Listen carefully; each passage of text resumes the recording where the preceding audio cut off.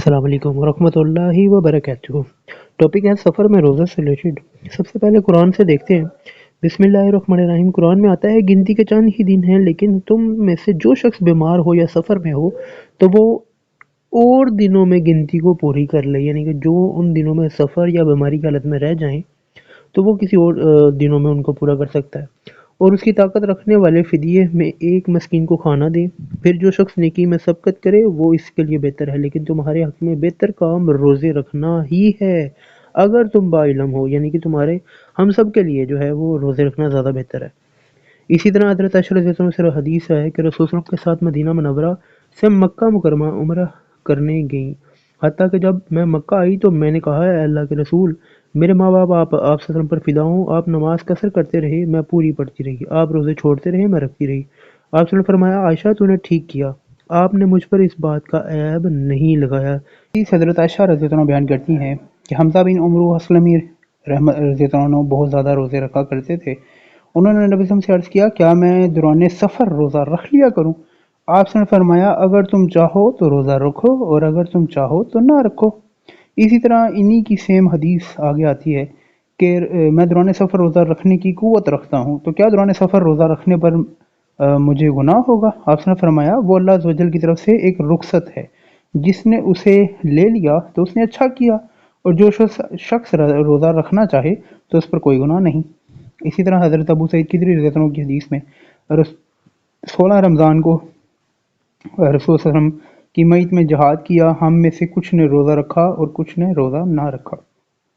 روزے دار نے روزہ نہ رکھنے والے کو میوب سمجھا، نہ افطار کرنے والے نے روزے دار کو میوب یعنی کہ عیب سمجھا۔ ٹھیک ہے، اب یہ رمضان کا مہینہ تھا، دوسرا جہاد تھا، ٹھیک ہے، اور سفر کے اندر تھے وہ۔ اسی طرح اس سے یہی سیم حدیث حضرت ابن عباس سے بھی ہے، حضرت انس سے بھی ہے، ٹھیک ہے۔ اس سے اگلی حدیث حضرت جابر رضی اللہ عنہ بیان کرتے ہیں، رسول صلی اللہ علیہ وسلم سفر میں تھے کہ آپ نے ہجوم اور ایک آدمی دیکھا جس پر سایہ کیا ہوا تھا ہے، تو آپ نے فرمایا، اسے کیا ہوا ہے؟ صحابہ نے عرض کیا، روزہ دار ہے۔ آپ نے فرمایا، سفر میں روزہ رکھنا کوئی نیکی نہیں، یعنی کہ جس میں آپ کو بیماری لگ جائے، جس میں آپ کو یعنی کہ بیماری کہہ رہا ہوں جس میں آپ کو اس طرح کی کیفیت ہو جائے کہ آپ کو ہوش و آواز ہی نہ ہو آپ کو، ٹھیک ہے۔ اس سے اگلی حدیث حضرت کعب سے کہ رسول صلی اللہ علیہ وسلم نے فرمایا، سفر میں روزہ رکھنا نیکی نہیں، ٹھیک ہے۔ اسی طرح عبداللہ بن عمر رضی اللہ عنہ سے بھی روایت ہے، ٹھیک ہے، اور اس سے اگلی عبداللہ بن عمر سے ہے کہ سفر میں روزہ نہیں رکھا کرتے تھے۔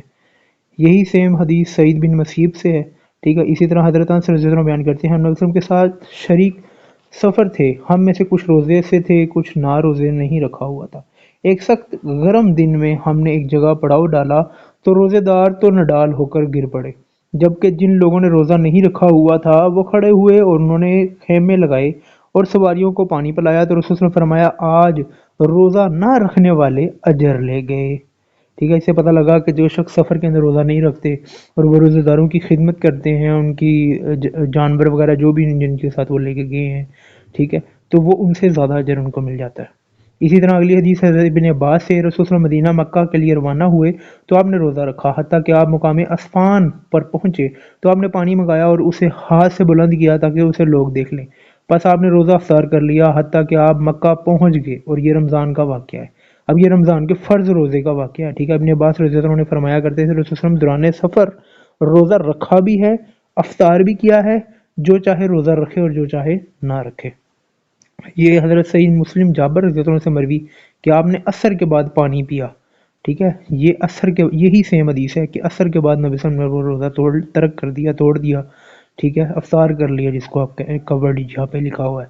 اس سے اگلی حدیث میں صاف واضح ہے کہ وہ عصر کے بعد تھا، ٹھیک ہے۔ تو یہ اب سمجھ لیں کہ انسان جو ہے وہ کمزور پڑ جاتا ہے، اس کو نڈھال ہو جاتا ہے گرمی کی شدت کی وجہ سے، جس طرح عرب کے اندر ہے، وہ آپ کو زیادہ نالج ہے۔ اسی طرح اگلی حدیث حضرت انس بن مالک سے کہ اس نے فرمایا، اللہ نے مسافر سے نصف نماز ساقط فرما دی، جبکہ مسافر دودھ پلانے والی اور حاملہ خاتون سے روزہ ساقط فرما دیا، ٹھیک ہے۔ اسی طرح اس سے اگلی حدیث حضرت جابر سے، رسول صلی اللہ علیہ وسلم فتح مکہ کے سال رمضان میں مکہ کے لیے روانہ ہوئے تو آپ نے روزہ رکھا حتیٰ کہ آپ مقام قرالغنیم پر پہنچے، صحابہ رضی اللہ عنہم بھی روزہ رکھا ہوا تھا، پھر آپ نے پانی کا پیالہ منگوایا، اسے بلند کیا تاکہ صحابہ کرام نے اسے دیکھ لیا، پھر آپ نے اسے نوش فرمایا۔ اس کے بعد آپ کو بتایا گیا بعض لوگوں نے روزہ رکھا ہوا ہے، ابھی تک افطار نہیں کیا، تو آپ نے فرمایا وہ نافرمان ہے، وہ نافرمان ہے، ٹھیک ہے۔ اب یہ حدیث تھوڑی سی ڈفرینس تھی اس پچھلی حدیث سے، ٹھیک ہے۔ اس سے اگلی حدیث ابو معاویہ نے عاصم اور انہوں نے حضرت انس رضی اللہ عنہ سے روایت کیا کہ رسول صلی اللہ علیہ وسلم ایک سفر میں تھے، ہم میں سے کچھ نے روزہ رکھا اور کچھ نے نہ رکھا، سخت گرمی کے دن میں ایک مقام پر پڑاؤ ڈالا، ٹھیک ہے۔ یہ بھی اسی طرح کی تقریباً حدیث ہے۔ اس میں آتا ہے کہ کوئی ایسا بھی تھا جو اپنے ہاتھ سے سورج کی دھوپ سے بچا کر رہا ہو، ٹھیک ہے۔ کہا تو روزے دار کمزوری سے گر گئے اور نہ رکھنے والے کام کے لیے کھڑے ہو گئے، انہوں نے خیمے لگائے، سواریوں کو پانی پلایا، آج افطار کرنے والے زیادہ اجر و ثواب لے گئے، ٹھیک ہے۔ اسی طرح اس سے اگلی چیز ابو دردہ سے کہ ہم رمضان کے مہینے میں سخت گرمی میں رسول صلی اللہ علیہ وسلم کے ساتھ سفر پر نکلے، حتیٰ کہ ہم کوئی گرمی کی شدت کی وجہ سے اپنا ہاتھ اپنے سر پر رکھ لیتا، اور ہم رسول صلی اللہ علیہ وسلم اور عبداللہ بن راوح رضی اللہ عنہ کے علاوہ اور کوئی روزہ دار نہ تھا، ٹھیک ہے۔ یعنی کہ ان دونوں کے علاوہ کسی کا روزہ نہیں تھا اور رمضان کا مہینہ تھا یہ۔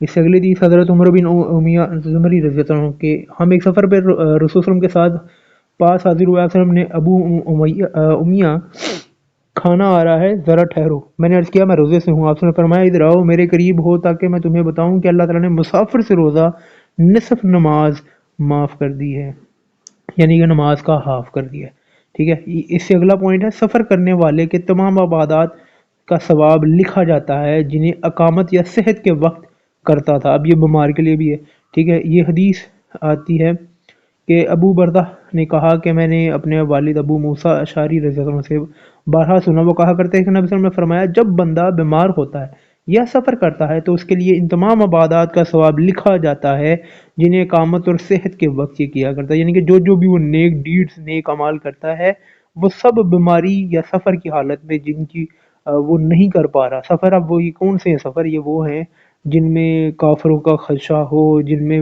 مرنے کا خدشہ ہو کہ کسی کا حملہ نہ ہو جائے، چوری ڈکیتی نہ ہو جائے ایکسیکٹرا، رستے میں کچھ جگہ اس طرح کی نہیں مل رہی جہاں پہ اسٹے کر سکے، نماز پڑھ سکے، اس طرح کی مختلف چیزیں، ٹھیک ہے۔ البتہ یہ کہ اگر وہ نمازیں جمع کر سکتا ہے بعد میں ظہر اثر مغرب عشاء ایکسیکٹرا۔ اللہ پاک سے ہم دعا کرتے ہیں اللہ پاک ہمیں ہدایت دے، ہدایت کا ذریعہ بنائے، عمل کرنے کی توفیق دے۔ اللہ پاک سے ہم پناہ مانگتے ہیں تمام برائیوں سے، شیاطین سے، منافقین سے، تمام غرور و تکبر سے اور ایسی تمام چیزوں سے جو ہمیں دوزخ کی طرف لے کے جانے والی ہیں، عذاب کی طرف لے کے جانے والی ہیں۔ اللہ پاک ہمیں اپنی پناہ عطا فرمائے۔ ایسی مزید ویڈیوز حاصل کرنے کے لیے، پیغامات حاصل کرنے کے لیے ہمارا چینل سبسکرائب کریں۔ شکریہ۔ السلام علیکم ورحمۃ اللہ وبرکاتہ۔